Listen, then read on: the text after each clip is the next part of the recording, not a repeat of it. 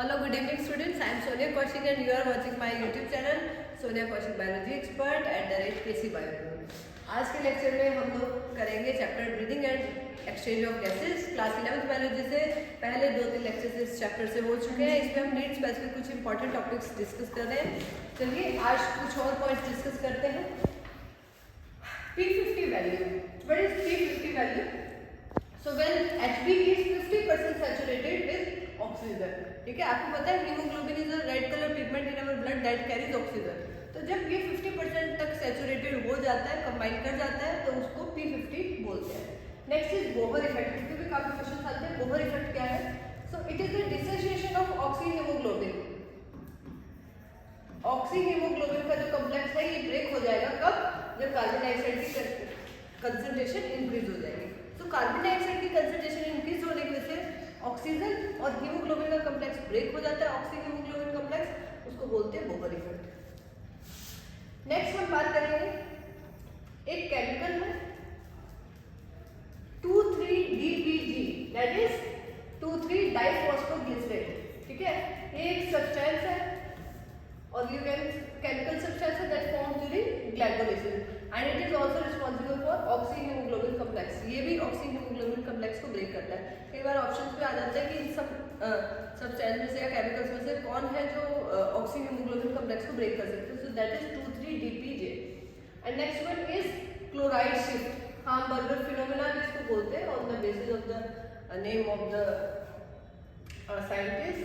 तो chloride shift क्यों बोलते हैं? तो आपको पता है कि कार्बन डाइऑक्साइड का मेन ट्रांसपोर्ट बाइकार्बोनेट के फॉर्म में होता है। जब हाइड्रोजन वाटर और कार्बन डाइऑक्साइड मिक्स होते हैं तो it will form a bicarbonate ions, ठीक है। And that is the main you can say main source by which carbon dioxide transported in our body in form of bicarbonate ion with the help of carbonic and hydrogen ion the reaction is catalysed.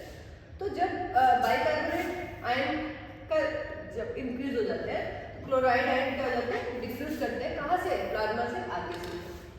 RBC में जो bicarbonate है, ठीक है, ये बाहर चला जाएगा और क्लोराइड आयन अंदर आ जाएंगे।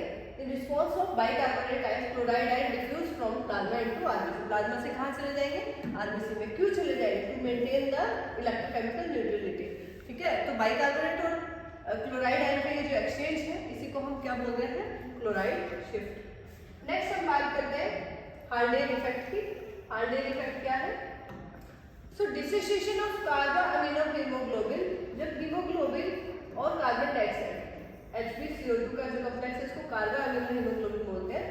तो जब ये डिसोसिएट होता है, कार्बन डाइऑक्साइड और हीमोग्लोबिन का कॉम्प्लेक्स जब डिसोसिएट होता है या सोडियम बाइकार्बोनेट जब डिसोसिएट होता है, ठीक है, क्यों होता है?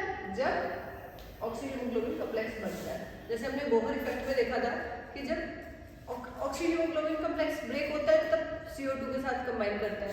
अभी यहाँ हम देख रहे हैं कि कार्बन डाइऑक्साइड के साथ हीमोग्लोबिन का कॉम्प्लेक्स ब्रेक होगा जब वो ऑक्सीजन के साथ कंबाइन हो रहा है।